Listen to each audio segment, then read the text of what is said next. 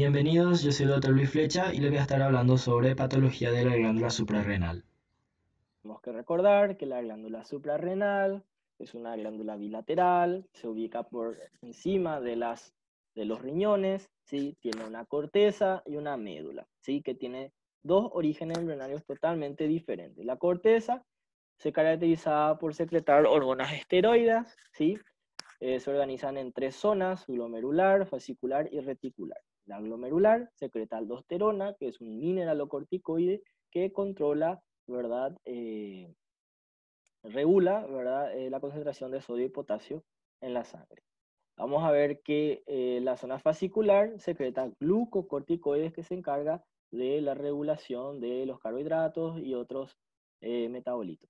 Y luego tenemos la reticular, que secreta hormonas sexuales, ¿sí? Generalmente son hormonas sexuales secundarias que se secretan en concentraciones muy bajas, pero cuando existe una hipersecreción de esta hormona, sí hay manifestaciones clínicas importantes.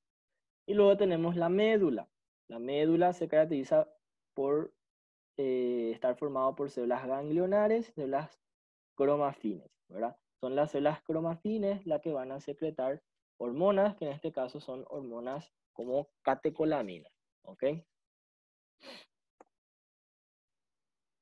Entonces, nuevamente, vamos a ver que en la patología suprarrenal va a haber una gran cantidad de enfermedades, ¿sí?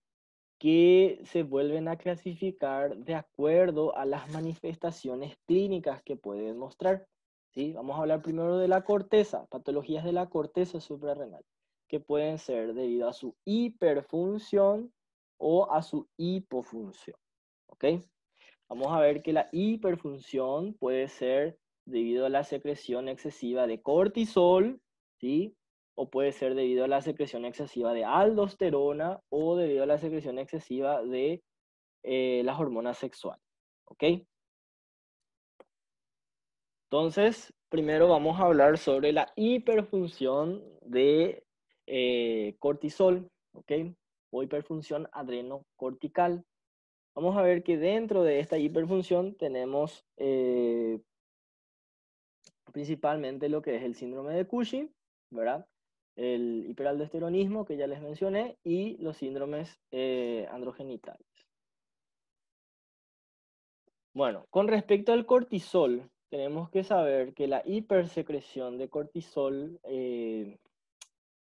o sea, los tumores que van a generar lo que se llama síndrome de Cushing, más frecuentemente son de tipo exógeno. ¿A qué hace referencia eso? A el consumo de medicamentos, ¿verdad? Con corticoides, ¿verdad? Entonces eso va a producir algo que se llama síndrome de Cushing exógeno, ¿ok? Entonces nosotros vamos a hablar sobre el síndrome de Cushing endógeno, ¿sí? Nosotros mismos vamos a producir una hipersecreción de cortisol. Ahora, eso se puede ver en una secreción ectópica, ¿sí? Vamos a ver que puede haber tumores que secretan, ¿verdad? Cortisol. Nuevamente estamos hablando de tumores que puede ser, por ejemplo, en el pulmón, ¿verdad? Representa menos del 10%. Luego tenemos la hipersecreción de ACTH, ¿sí? Esta hipersecreción de ACTH es el más frecuente, fíjense, 70%, y puede ser por un tumor en la hipófisis, ¿verdad? Tanto micro como macroadenoma.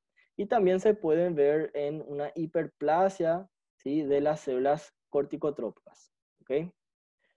Y luego tenemos lo que se llama el síndrome de Cushing independiente de ACTH, ¿verdad?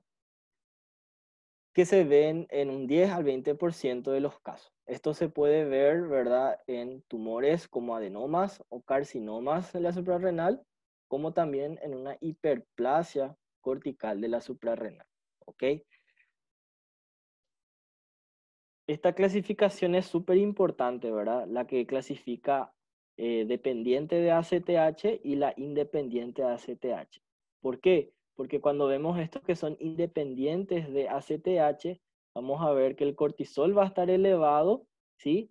Y la ACTH va a estar disminuida o normal, ¿verdad? En cambio, estos que son dependientes de ACTH, la ACTH va a estar elevada y también el cortisol va a estar elevado, que es fundamental para hacer el diagnóstico a nivel bioquímico.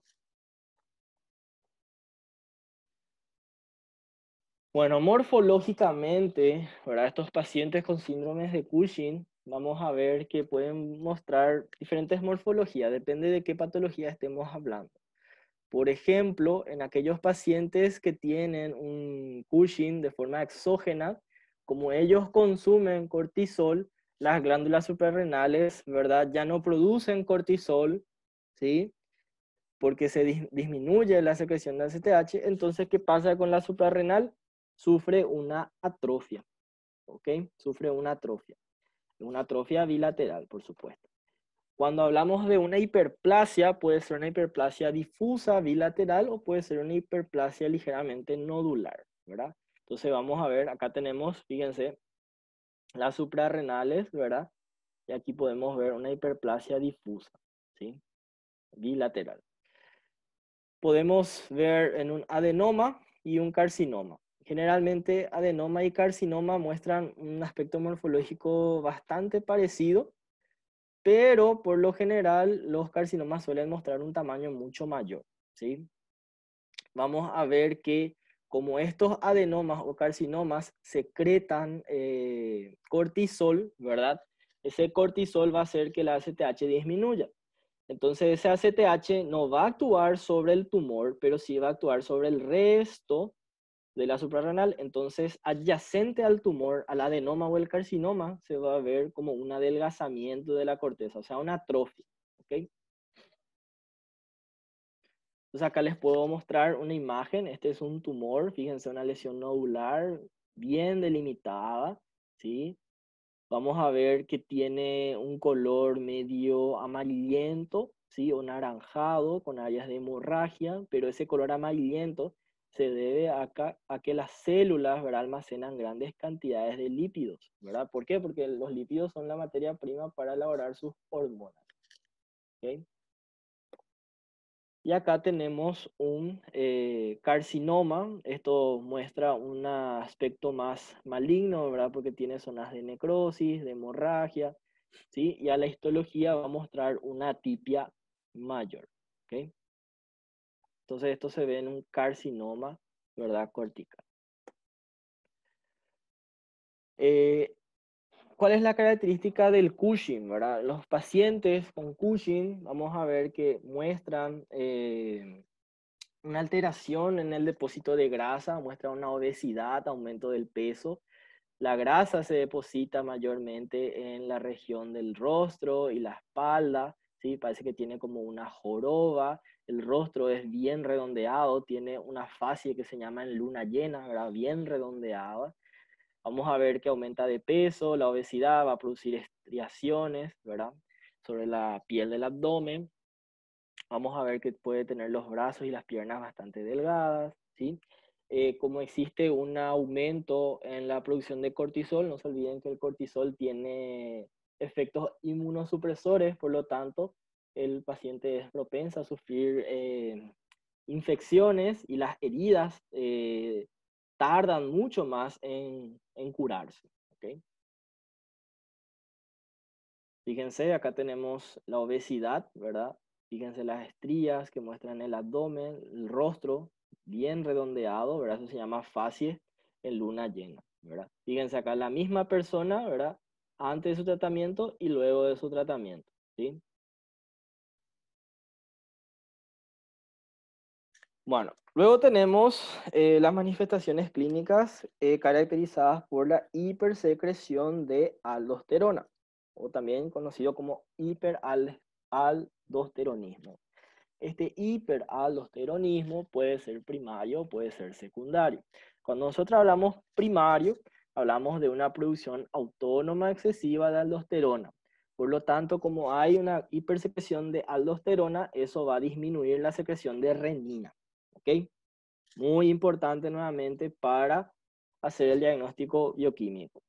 Y la aldosterona, no se olviden que va a actuar, ¿verdad?, sobre los riñones, va a permitir la absorción de sodio y agua y eso va producir una elevación de la presión arterial, que es la manifestación más frecuente, la hipertensión arterial. En el caso secundario, vamos a ver que esa hipersecreción de aldosterona va a ser secundario a otra patología, que generalmente produce un aumento de la secreción de renina. Entonces aumenta renina y por supuesto aumenta aldosterona. ¿Okay? Entonces, dentro de este hiperaldosteronismo primario, tenemos lo que se llama el hiperaldosteronismo idiopático bilateral. Vamos a ver una hiperplasia nodular bilateral de las glándulas suprarrenales. Esto se ve más frecuentemente, ¿verdad? El 60% de los casos, ¿sí? Y luego tenemos la neoplasia córtico suprarrenal. Esto puede ser tanto adenoma como carcinoma, ¿sí? Vamos a ver que más frecuentemente son adenomas, ¿sí? Y se ven en el 35% de los casos, ¿ok? Y luego tenemos una entidad que se llama hiperaldosteronismo corregible con glucocorticoides. Esto es bastante raro, ¿sí? Y se ve debido a una mutación en un gen que codifica una enzima. Entonces estos pacientes van a tener esta enzima que se llama aldosterona sintasa, que va a que va a actuar en relación a la ACTH, ¿sí? O sea, la ACTH va a estimular a esta enzima a producir aldosterona, que es totalmente anormal, ¿verdad? Eso es lo que se ve en estos pacientes, por eso se llama hiperaldosteronismo corregible con glucocorticoide. Entonces, la administración de glucocorticoide como dexametasona suprime la ACTH, entonces al suprimir la ACTH disminuye la aldosterona, ¿verdad? Entonces aquí tenemos otra vez una imagen macroscópica donde vemos una lesión tumoral nodular bien delimitada, ¿sí? Y fíjense, bastante homogéneo, todo tiene una misma coloración, una coloración ligeramente amarillenta. Entonces es un adenoma. Esto se puede ver perfectamente también en un adenoma secretor de cortisol, ¿verdad? Como les dije, acá la morfología no me va a decir qué hormona produce, es la clínica la que va a producir, la que va a determinar qué hormona se produce.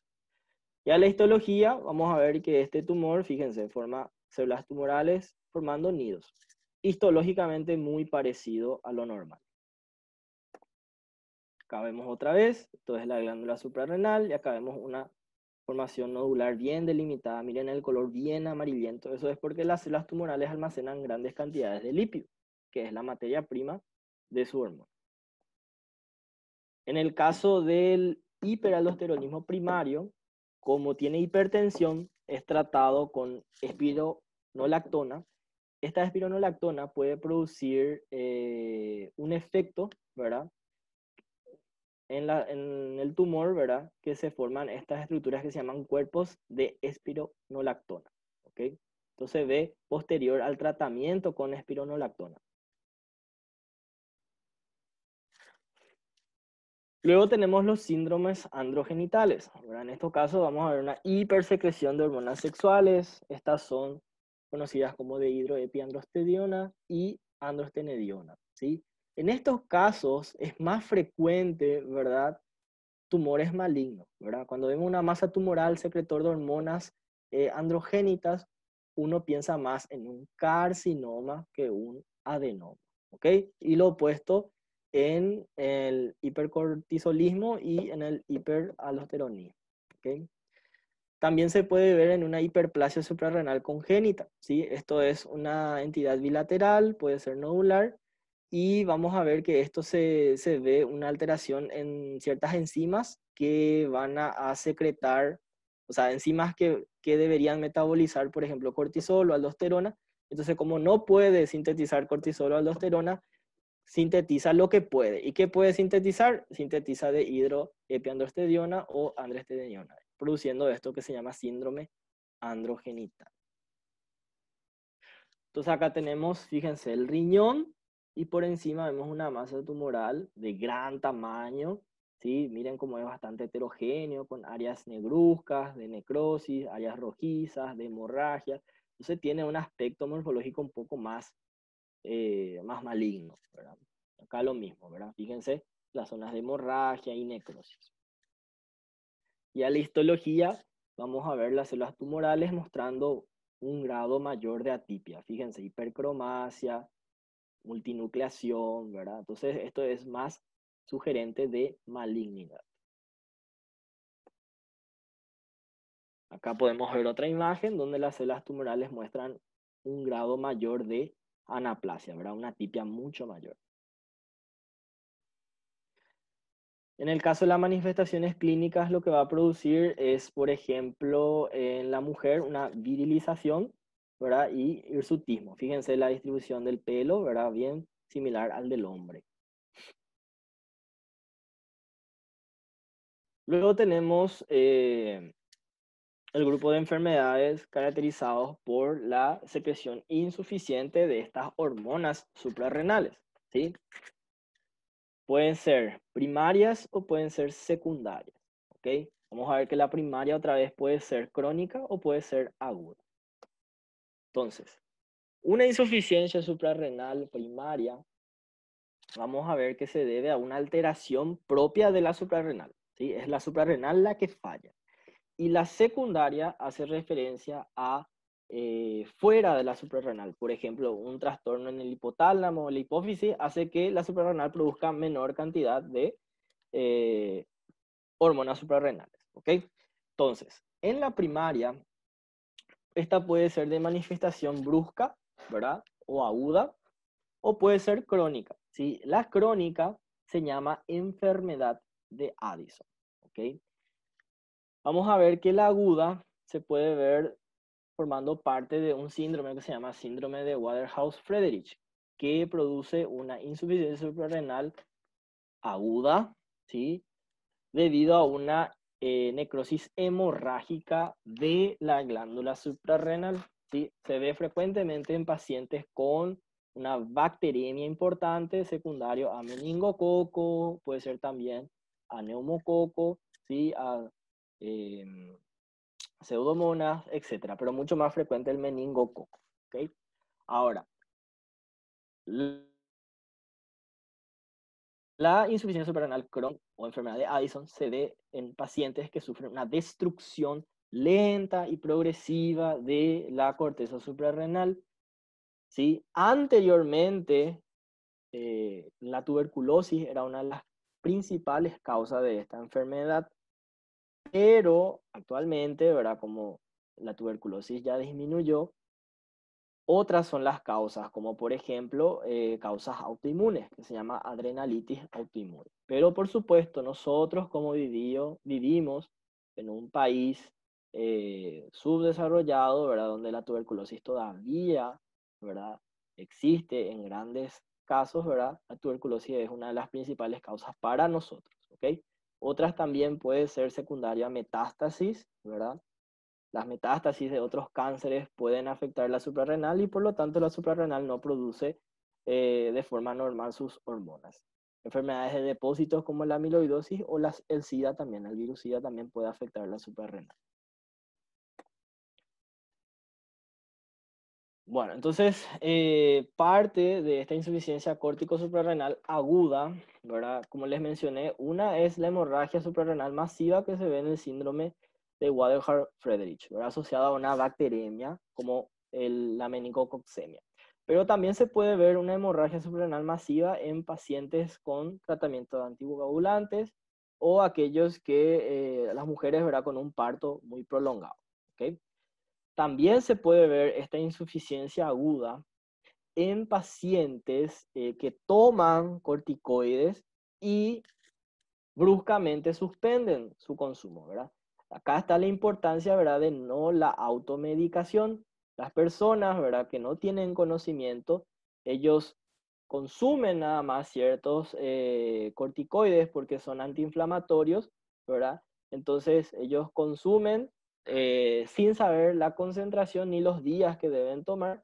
Entonces de repente ellos dejan de tomar, ¿sí? Y pueden sufrir una insuficiencia córtico suprarrenal aguda, ¿ok? De ahí la importancia de la no automedicación. También podemos ver en pacientes que tienen una insuficiencia suprarrenal crónica y debido a una demanda brusca, ¿verdad? Por un estrés, ya sea una infección, ¿sí? O un infarto o lo que sea, ¿verdad? se puede manifestar de forma más brusca esta insuficiencia córtico-suprarrenal. ¿Okay? Entonces estas son las 3 condiciones que pueden aparecer la insuficiencia córtico-suprarrenal de forma aguda. En el caso del síndrome de Waterhouse-Friderichs, como les dije, vamos a ver una infección bacteriana fulminante, es una bacteriemia que por supuesto va a producir una hipotensión, ¿verdad? Una CID, que es una coagulación intravascular diseminada, que es una de las causantes, ¿verdad?, de la hemorragia importante en la suprarrenal, pero también lo que produce es una púrpura a nivel cutáneo. Les voy a mostrar después la siguiente imagen. Y la insuficiencia córtico-suprarrenal, ¿verdad? Fíjense acá, la histología. Esto es la corteza suprarrenal, miren la hemorragia que tiene, importantísima con necrosis. Y acá podemos ver un pacientito, ¿verdad?, fallecido por el síndrome de Waterhouse-Friderichs. Fíjense la hemorragia cutánea, ¿verdad? Púrpura, ¿verdad? Cuando la hemorragia es pequeña, pero acá ya hay una hemorragia subcutánea importante. Y acá tenemos una imagen a mayor aumento de la corteza suprarrenal, ¿verdad? Con una necrosis hemorrágica muy importante. Luego tenemos la enfermedad de Addison. La enfermedad de Addison, que fue descrita por el médico Thomas Addison, ya en 1855, le describía como pacientes con languidez y debilidad general, con notable debilidad de la acción del corazón y un cambio peculiar del color de la piel, asociados a una enfermedad de las cápsulas suprarrenales, que era como antes se le llamaba a la glándula suprarrenal, cápsulas suprarrenales. ¿Okay? Entonces, estos pacientes van a sufrir una insuficiencia crónica córtico-suprarrenal, ¿sí? Entonces hay una destrucción progresiva y lenta de la corteza suprarrenal. Acá podemos ver estos pacientes, ¿verdad? Van a ser más delgados, van a tener una hiperpigmentación de la piel, que es lo que les estamos mostrando aquí. En este caso, la histología, vamos a ver, fíjense, esto debería ser la corteza suprarrenal y fíjense cómo está infiltrada, ¿verdad?, por un granuloma. Acá tenemos la necrosis caseosa, acá tenemos las células gigantes multinucleadas de tipo Langhans, ¿sí? Y el infiltrado por linfocitos. Esto es un granuloma dentro del espesor de la corteza suprarrenal. Entonces, una de las causas anteriormente más frecuente en el mundo, pero en nuestro país, países subdesarrollados, sigue siendo una de las principales causas. Bueno, y las otras causas de la enfermedad de Addison, por ejemplo, es la adrenalitis autoinmune, ¿sí? Después tenemos la tuberculosis, como ya le mencioné, también forma parte, ¿verdad?, de SIDA, metástasis y en otros casos, ¿verdad?, enfermedades de depósito como amiloidosis. Entonces, como describía, ¿verdad?, Addison, estos pacientes muestran una debilidad progresiva, náuseas, vómitos, pérdida de peso, diarrea, van a sufrir una hiperpigmentación. ¿Por qué hay una hiperpigmentación? Porque como hay una disminución de cortisol, ¿verdad?, eso hace que la hipófisis produzca ACTH. Y la ACTH va a derivar de otra hormona, ¿sí?, que que se llama hormona estimulante de melanocitos, ¿sí? Entonces esa hormona estimulante de melanocitos va a ser la causante de la hiperpigmentación de la piel. Y esto se ve en las formas primarias, no en las secundarias, ¿ok? Vamos a ver una hiperpotasemia, ¿sí?, con pérdida de sodio. ¿Por qué? Porque no va a haber secreción de aldosterona también, ¿ok? Entonces va a haber una hipotensión y una depresión del volumen. Acá, por ejemplo, tenemos la glándula suprarrenal y nos muestra, ¿verdad?, adelgazada, ¿verdad?, secundaria a una atrofia suprarrenal autoinmune. También podemos ver estos depósitos de material eosinófilo, que es el amiloide, que se ve en la amiloidosis, otra causa de insuficiencia suprarrenal crónica. Y la tuberculosis, ¿verdad?, como ya les mencioné, ¿verdad? Acá podemos ver el aspecto macroscópico, ¿verdad?, de este aspecto en queso de la necrosis, ¿verdad?, necrosis caseosa. También la metástasis, ¿sí? Puede ser lugar de asiento en la suprarrenal y por supuesto va a conducir una disminución en la producción de hormonas de forma crónica, lenta y progresiva. Bueno, eso era referente a la corteza suprarrenal. Ahora vamos a hablar sobre la médula suprarrenal. La médula suprarrenal generalmente son las neoplasias, son las causas más frecuentes de patología a este nivel. Estas neoplasias pueden originarse de las neuronas, como pueden originarse de las células cromafines. ¿Okay? La que se origina de las células cromafines son llamadas feocromocitomas. ¿Okay? Por lo tanto, son hormonas productoras de catecolaminas, ¿sí? Adrenalina, noradrenalina. Y luego tenemos las neoplasias que derivan de las células neuronales, ¿sí? Este tumor que se origina en las células neuronales es más frecuente en la vida pediátrica, ¿sí? Son tumores de la vida pediátrica y muchos de ellos son tumores embrionarios, ¿sí? O sea que ya se forman en la vida intraútero.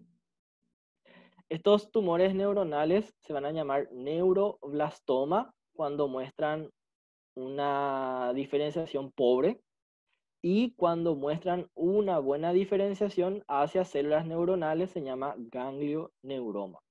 El ganglioneuroma sería su tumor benigno, por decirlo así, y la maligna sería neuroblastoma. Es un tumor bien inmaduro, bien agresivo. Y este es un tumor ya bien diferenciado con un comportamiento biológico más benigno. Entonces, estos neuroblastomas son considerados tumores embrionarios. Fíjense, la edad más frecuente es más o menos los 22 meses, o sea, ¿cuánto es 22 meses? 2 años de vida, más o menos se suele manifestar más frecuentemente. Es el responsable del 15% de las muertes en infantes, ¿sí? Y tiene una tasa de sobrevida bastante pobre, pero fue mejorando con los años, ¿sí? Frecuentemente hace metástasis linfática a hueso, hígado, pulmones, región periorbitaria y cutánea. Entonces, estos tumores van a estar dentro del cuadro clínico de un paciente pediátrico, ¿sí? Entonces, tenemos un niño de 2 años con una masa tumoral a nivel suprarrenal, hay que pensar en este, neuroblastoma. Fíjense, una masa tumoral, ¿verdad? Bastante heterogénea, con áreas de hemorragia y necrosis, bastante agresiva, ¿verdad? Pero dentro del contexto clínico de un paciente pediátrico.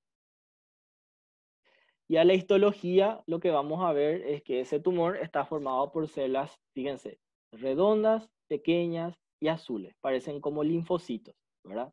Entonces este es el típico tumor indiferenciado de ese grado 4 que alguna vez les mostré, ¿verdad? O si yo no le mostré, le mostré a alguna de otras doctoras. Donde no hay una diferenciación. Esto no parece carcinoma, esto no parece melanoma, esto no parece linfoma, no parece nada, ¿verdad? Es indiferenciado. Pero dentro del cuadro clínico de un paciente, ¿sí? Pediátrico, glándula suprarrenal, esta histología, hay que pensar en neuroblastoma. ¿Okay? Fíjense cómo las células tumorales forman esto que se llaman rosetas, ¿sí? Se llaman pseudorosetas de Homer-Wright, ¿sí? Bien sugestivo de neuroblastoma, ¿ok?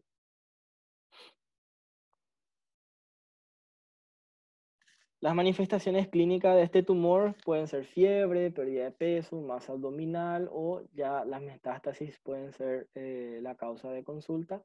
Puede haber una disfunción vesical e intestinal, ¿verdad? Debido al efecto en masa de estos tumores.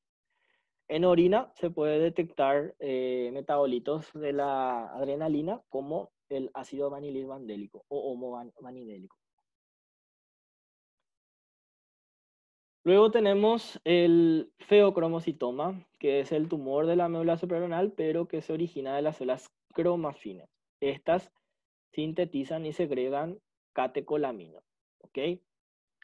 Vamos a ver que este tipo de tumor que se origina de las células cromafines también puede encontrarse en otros lugares, ¿verdad? Porque las células cromafines pueden estar dispersas en varias partes del cuerpo, ¿sí? Acuérdense que la médula suprarrenal derivaba de las células de la cresta neural que eran células que migraban por todo el cuerpo, ¿verdad? Entonces algunas se pueden quedar en otras partes del cuerpo y originan también tumores de células cromafines, pero en ese caso no se llaman feocromocitomas, se llaman paragangliomas. Histológicamente son iguales, clínicamente son iguales. La diferencia es la localización. Feocromocitoma en la médula suprarrenal y paraganglioma se llama fuera de la suprarrenal, ¿ok? Entonces acá podemos ver la histología, fíjense, la masa tumoral nodular, bien delimitada, fíjense al corte, bastante homogéneo. Acá nos muestra algunas zonas de hemorragia, ¿ok? A la histología, vamos a ver las células tumorales, fíjense, formando nidos, ¿sí? Pueden mostrar un grado variable de atipia, ¿sí? Realmente aquí la histología y la macroscopía es muy heterogénea y no nos va a poder determinar la conducta biológica de este tumor, ¿verdad? Como yo les digo, acá feocromocitoma parece que tiene una terminación de un tumor benigno, ¿verdad? Pero estos no son tumores ni benignos ni malignos, son tumores de comportamiento incierto, ¿sí? Donde la única forma de certificar la malignidad de este tumor es debido a la presencia de metástasis, ¿ok? Vamos a ver que estos pacientes, ¿verdad? Como son tumores secretores de catecolamina, van a mostrar una hipertensión secundaria, ¿sí? Pueden mostrar taquicardia, palpitaciones, cefalea, sudoración, temblor, ¿sí? También en orina está elevado el ácido vanilil mandélico, ¿ok? Vamos a ver que este tumor se conoce como el tumor del 10%. ¿Por qué? Porque el 10% puede encontrarse de forma extraadrenal, que son los paragangliomas, el 10% son malignos, el 10% son bilaterales y el 10% afecta en niños, ¿sí?